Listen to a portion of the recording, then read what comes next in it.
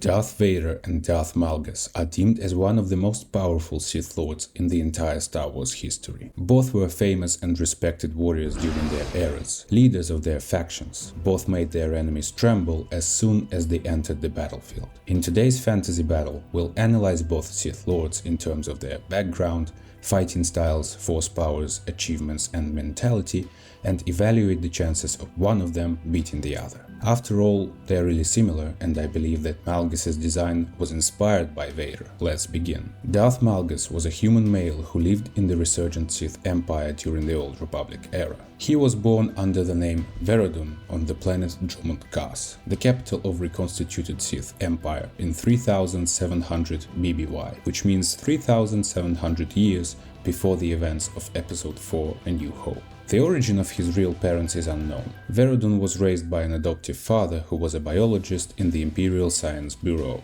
He also was in charge of maintaining a private zoo with funding from the Empire, where he collected and studied many different animals. As a child, Veradun tended to the creatures in the menagerie, feeding the animals and cleaning their cages. The young boy also participated in lessons on the Force with a number of instructors, all of whom recognized his great potential in the Force. Sometime in his youth, a female Twi'lek servant on the estate of Veradun's father committed a minor offense. Although the offense itself was meaningless to Veradun, he killed the woman to prove to himself that he was capable of doing so. His father was pleased with his son's actions and contacted the Sith Academy on Dromund-Kaas. Veradun was taken to the academy, where he eventually became selected as an apprentice by the pureblood Sith Lord Darth Vader.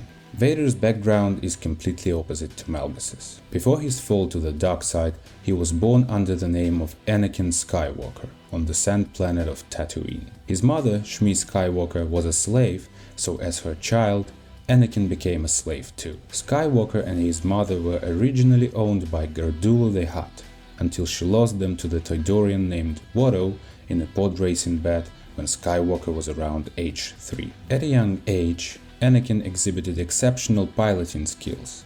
He was good at driving a racing pod as well as flying a starfighter. He was also interested in building things with the materials he could find in Watto's scrapyard. Unlike Malgus, who cared about nobody except for himself and was already cruel in his childhood, Anakin was kind-hearted and willing to help anyone, no matter how close they were to him. Thus, he built the prodigal droid C-3PO for his mother so that she may have more time to rest, and offered shelter to Qui-Gon and his companions when the sandstorm was coming. During his stay at the Skywalker's house, Qui-Gon tested Anakin's blood, which revealed that the young boy was Force sensitive and had a more midi-chlorian count than esteemed Jedi Grandmaster Yoda. Anakin was eventually taken to the Jedi Temple on Coruscant, where he became a Padawan to Obi-Wan Kenobi, who fulfilled Qui-Gon's last wish in taking Anakin under his wing. During the next 13 years, Anakin would serve as a Jedi Knight, the Keeper of Peace, until a sad series of events will turn him into callous, machine-like Sith Lord Darth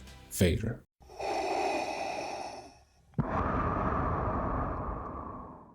When it came to battle, both Sith Lords were exceptionally talented duelists and specialized in using rage and brute strength to defeat their adversaries. Darth Malgus has shown to employ different lightsaber fighting styles in various situations, but same as Vader, he more often used Form 5 and its primary discipline of James-So. Form 5 was a physically demanding style, calling on the user to quickly transition from a dedicated defensive stance to an all-out attack. The key to its success was attacking without warning, when the foe least expected it. James-So placed a heavy focus on brute strength and pure power, exactly what Malgus and Vader possessed, with wide, powerful strikes and parries followed immediately by a counterattack. Malgus has also proven to be proficient in the style of Jar-Kai. This style of lightsaber combat implied the use of two lightsabers.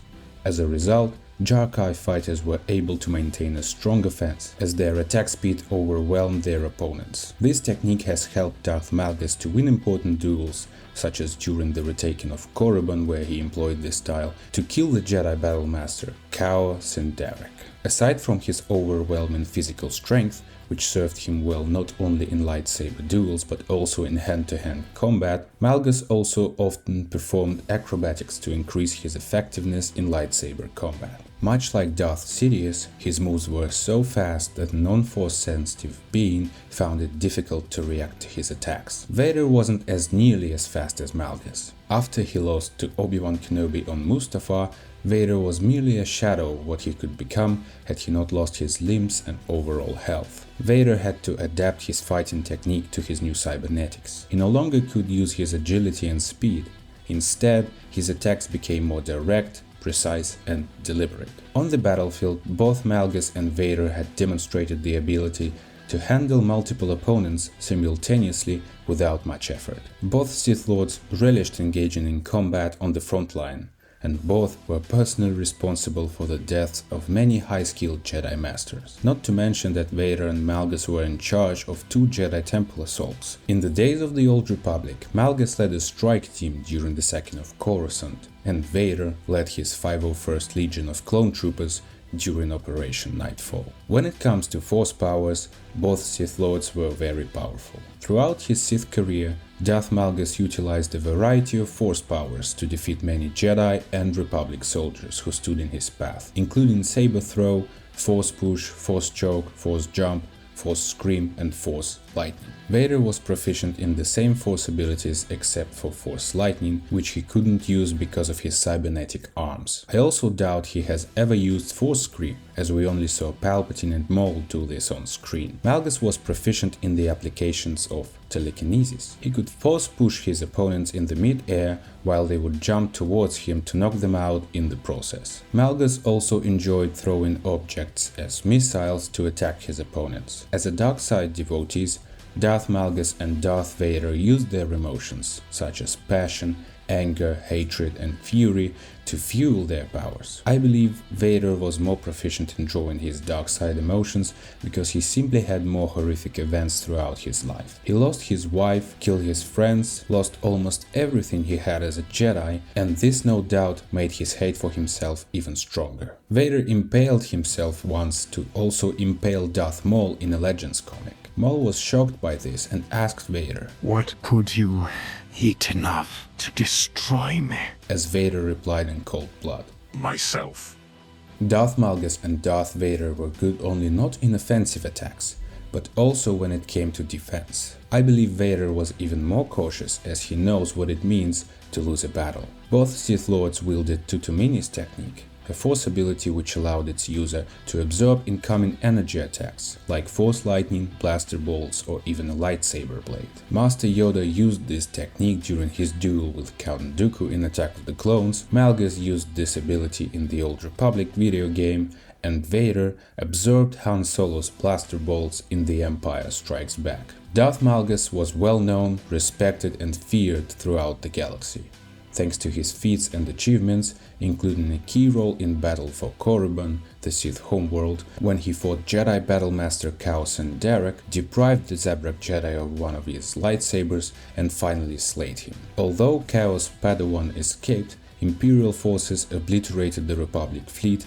and Korriban was again in Imperial hands. Years later, Malgus led a group of Sith Lords during the sacking of Coruscant. This pivotal attack of the Sith Empire, designed to force the Republic to surrender, was successful thanks to Malgus's actions. During the battle, he managed to kill dozens of Jedi, including Jedi Master Van Zalo, who he killed in a short but ferocious duel, while Imperial forces were bombing Coruscant. As Zalo was an important member of the Jedi Council, he was often regarded as Malgus's most famous kill. Darth Malgus ordered various operations which later helped him in his strive for power.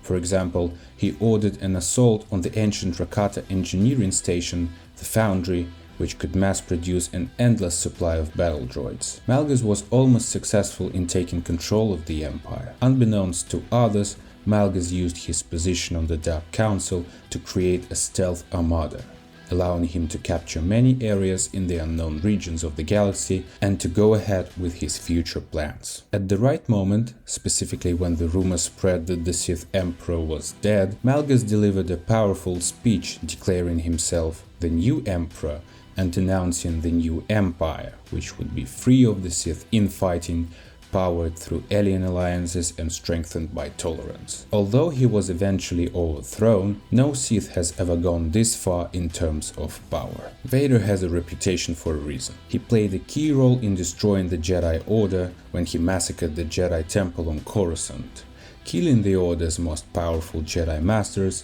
not so powerful Jedi Knights and Padawans. He was fighting Sindralik, one of the most skilled duelists of the Order, with one hand, while his second hand was busy choking another Jedi. Vader was responsible for the deaths of several famous Jedi, including Obi-Wan Kenobi, Ith Koth and Jocasta Nu. I personally have lost count of how many Jedi he killed throughout his career. Vader ended the Clone War by single-handedly destroying all the separatist leaders at Mustafar, and I believe his most famous achievement, apart from slaying rebels and Jedi, is him killing Palpatine. Well, somehow Palpatine returned, but that's another story. What I personally don't like about Vader's achievements as a Sith Lord is that he always shows up when things are bad for the Empire. He comes in, does his job, and that's it. Whereas Malgus always leads his troops not only as a commander, but as a first-line warrior, much like Anakin did during the Clone Wars. In terms of psychology and mindset, Malgus and Vader are very similar too. Both are calm and mature, both are mentally strong. Their rage, hatred and at the same time clear focus gave them an advantage on the battlefield and allowed them to swiftly and mercilessly annihilate their adversaries and emerge victorious. Both were dedicated to the Empire for the most of their lives. For instance, Malgus believed that he was born to fight and the Sith Empire was the instrument through which he realized his purpose. Both Sith Lords hated to lose and fought without mercy even for themselves, so they win no matter what. Many times Vader and Malgus were heavily damaged and thanks to their hatred continued to fight. Malgus was not ready to surrender even after being almost torn apart by an explosion and being pushed to a rock. Vader was willing to continue fighting Kenobi even though he was barely able to walk. Now, after analyzing Darth Malgus and Darth Vader, we can presume how their fight will go. Let's say they meet in an abandoned ruins of a temple. What I think is going to happen is that Malgus will start off by sending a blast of Force lightning. Vader will use his crimson lightsaber to block it, while Malgus will jump straight forward to Vader and they will clash their lightsabers. Vader will catch Malgus's hand and will squeeze it using his mechanical arm, forcing Malgus to drop his lightsaber. Malgus will then use Force Scream on Vader, disorienting the Sith Lord and causing him to release Malgus's hand. As Malgus is faster than Vader, he would use this little break to summon his lightsaber with the Force and attack Vader once again. With a series of swift and precise attacks, Malgus makes Vader go full defense, exhausting him. He then uses Force Push to send Vader to a wall. Malgus thinks he has the upper hand and jumps to Vader to deal the final blow. But Vader catches Malgus in midair, Force chokes him and throws him down. Vader uses all of his hatred towards himself, summoning the power of the dark side, and begins to crash columns to throw them on Malgus. Stones deal heavy damage to Malgus as he realizes his respirator is malfunctioning. His arm, most likely broken, burns in pain. Vader starts walking slowly to Malgus as he lies on the floor. As a move of last hope, Malgus summons all his power and sends a storm of Force lightning, this time hurting Vader and destabilizing his life support system. Vader partially blocks the bolts, but the stream of lightning is too strong. Vader falls down to his knee. He realizes once again how vulnerable his suit is when it comes to Force lightning and starts to boil with hatred of himself because he is the reason why Anakin Skywalker is now more a machine rather than man. He is the reason why Padme is dead. Vader is so enraged, he uses the dark side to stand up and uses the Force to crush the ceiling, causing it to fall on both Sith Lords. At this point, Vader is more durable thanks to his armor. Vader throws the pile of stones off of him and sees Malgus, who is barely breathing. Vader shapes his fingers into a pincer, Force choking Malgus and crushing his throat. He then escapes the ruins limping and leaves the lifeless body of Malgus at the temple.